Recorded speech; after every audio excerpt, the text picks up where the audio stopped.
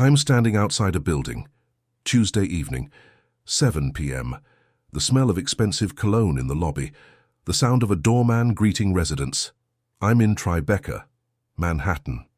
Outside an $8 million penthouse building. My wife, Caroline, walked in 10 minutes ago.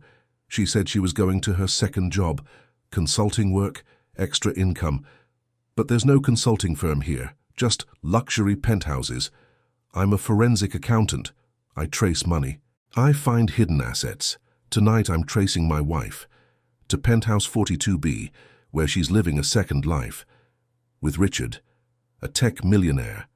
Let me tell you how I got here.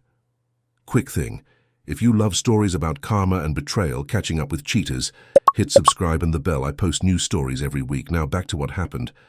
I'm Daniel Foster. I'm 39, forensic accountant in New York. I make $185,000 a year. Married to Caroline for 10 years, no kids. As a forensic accountant, I follow money trails. I find hidden accounts. I uncover financial deception. I trace assets people think are invisible. I learned early, money always leaves a trail. No matter how well you hide it, the numbers always tell the truth.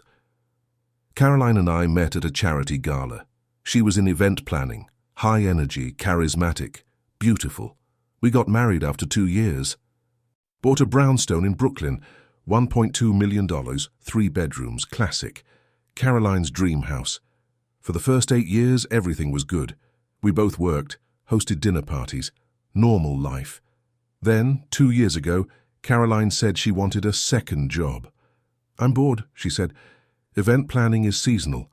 I need something more consistent, more challenging. What kind of job? Consulting. For high net worth clients. Event strategy. Lifestyle management. Sounds interesting. Where? Various locations, client homes, offices. It's flexible. She started working Tuesday and Thursday evenings, 6 p.m. to 11 p.m., sometimes weekends. Who are your clients? I'd ask. Confidential. They value privacy. How much are you making? Good money, $3,000 a month. Cash. Cash. No paper trail. No tax records. As a forensic accountant, I know when someone deals in cash, they're hiding something. But I trusted her. She was my wife. 6 months ago, I noticed changes. Caroline started dressing differently. Designer clothes, expensive jewelry, new handbags. Where did you get that dress? I'd ask. A client gave it to me, a thank you gift. That's a $5,000 dress. She's very generous. The gifts kept coming. Shoes, jewelry, perfume, thousands of dollars worth. Your clients are very generous. They appreciate good work.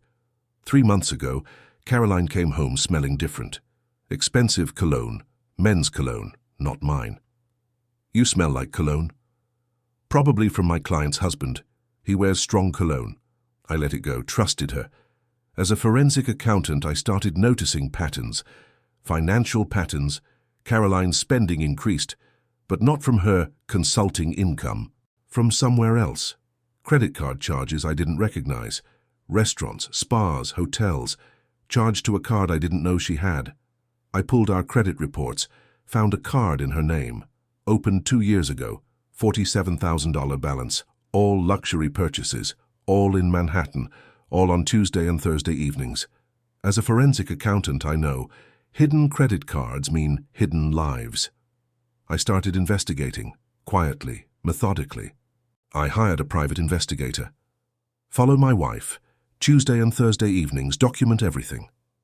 1 week later, he came back with a report, photos, videos, addresses. Caroline wasn't going to client meetings. She was going to a penthouse in Tribeca, 42B. The penthouse was owned by Richard Chen, 45, tech entrepreneur, net worth $180 million. Caroline would arrive at 6 p.m., dressed in designer clothes, carrying an overnight bag. She'd stay until 11 p.m., sometimes overnight. The PI got photos. Caroline and Richard, holding hands, kissing, walking into the building together. I pulled Richard's financial records, public information, SEC filings, real estate transactions.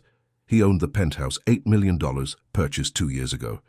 He also owned a second apartment in the same building, Unit 38C, $2.5 million, purchased 2 years ago, in Caroline's name. My wife owned a $2.5 million apartment, and I didn't know about it. I dug deeper, pulled property records, tax filings, utility bills. The apartment was fully furnished, designer furniture, art, clothes, all paid for by Richard. Caroline had a second wardrobe, a second life, a second home, all funded by Richard. I also found bank accounts, in Caroline's name, offshore, Cayman Islands, $1.2 million, transferred from Richard's accounts over 2 years. Caroline wasn't working a second job.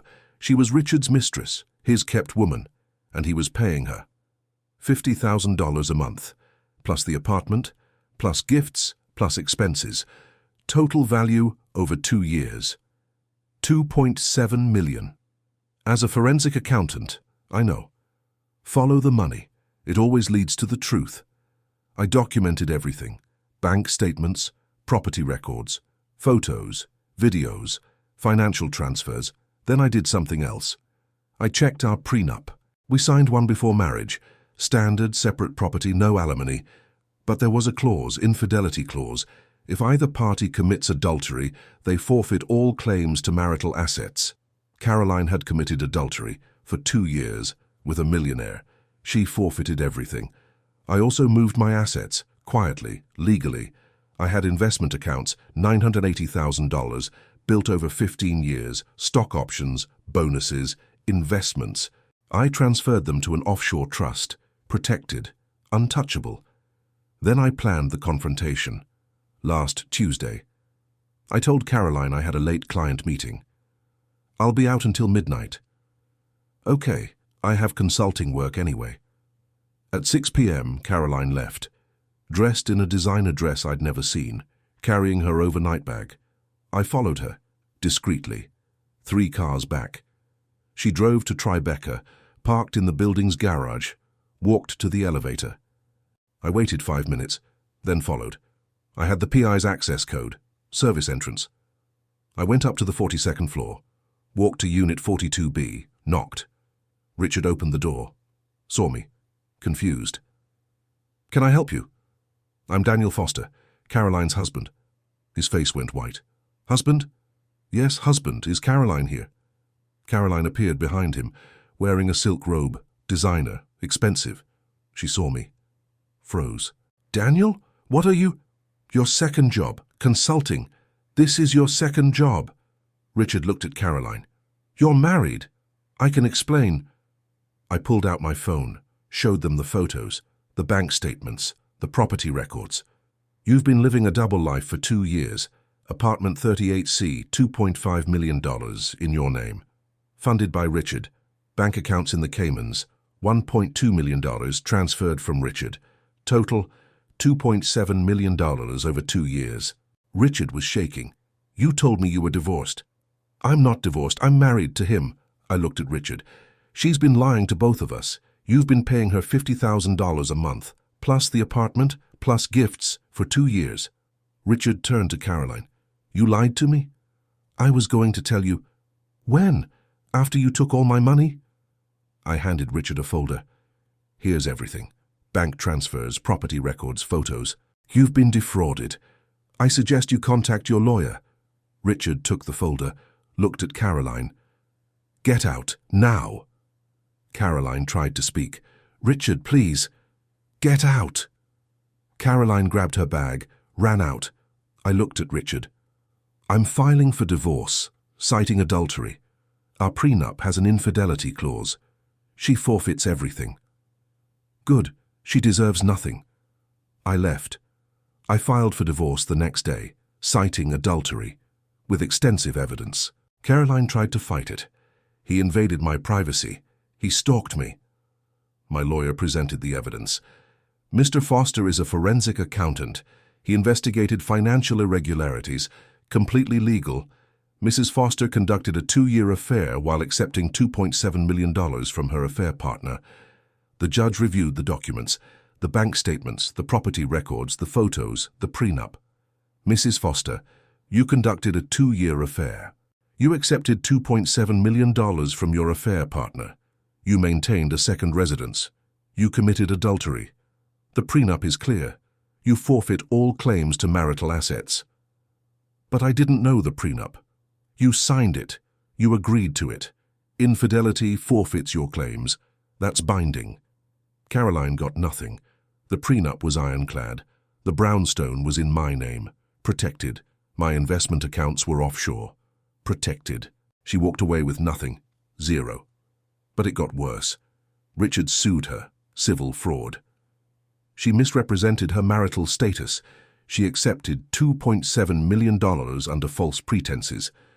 Caroline tried to defend herself. It was a gift. You told me you were divorced. You lied. That's fraud. The judge agreed. Mrs. Foster misrepresented her status. Mr. Chen transferred $2.7 million based on that misrepresentation. That's fraud. Caroline was ordered to return the money, all $2.7 million, but she'd already spent most of it. Clothes, jewelry, travel, gifts. She had $400,000 left in the Cayman accounts. The court seized it, gave it to Richard, ordered her to pay the remaining $2.3 million. Caroline filed for bankruptcy, lost everything. The apartment Richard bought her, seized, sold, proceeds to Richard.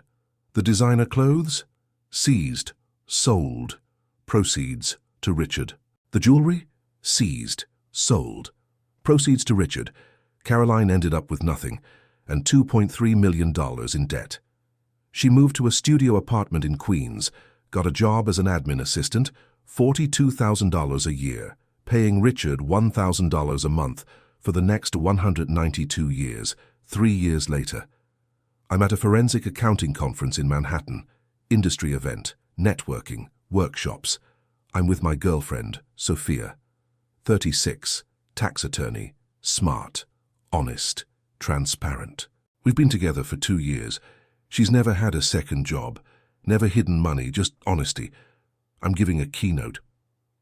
Uncovering financial deception in divorce cases.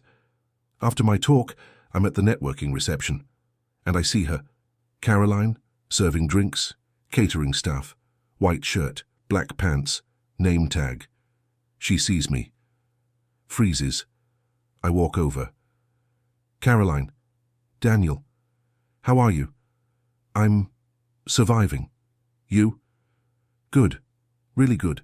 I saw your keynote, you're doing well. I am just made partner at my firm. That's great. I'm sorry for everything, for the affair, for lying, for the double life. I know. Do you forgive me? I looked at her, at the woman who had a second job while living a $2.7 million double life with a millionaire. I don't forgive you, but I don't hate you either. You made your choices. I'm at peace. I lost everything, my marriage, my apartment, my money. I'm paying Richard $1,000 a month for the rest of my life. I'm serving drinks at the conference where we used to attend together. You didn't lose everything. You chose to live a double life. You chose to defraud Richard. You got what you chose. I know, I wish I could go back, end the affair, be honest, save our marriage. So do I. But you can't. And now here we are. Sophia walked up. Ready to go. We have that dinner with the partners. Yeah. Caroline looked at Sophia. She's lovely. She is. And she doesn't have a second job. We walked away. The best revenge, I learned, wasn't revenge at all. It was being a forensic accountant, knowing how to trace money, uncover hidden assets, follow financial trails, and then using those skills to find the $2.5 million apartment, the $1.2 million in offshore accounts, the $2, $7 million double life, and then building a life so good that running into your ex 3 years later, while she's serving drinks and paying off $2.3 million in debt, feels like seeing a stranger whose deception had nothing to do with your success. Some people have second jobs, live double lives, accept millions from millionaires. They're wrong, because sometimes the person they're deceiving is a forensic accountant. And forensic accountants know money always leaves a trail, and the numbers always tell the truth. If this story had you on the edge of your seat, smash that subscribe button and hit the bell. I've got more stories like this coming. And drop a comment telling me, would you have confronted them at the Penthouse like I did? or handled it differently? What would you have done? I read every comment. See you in the next one.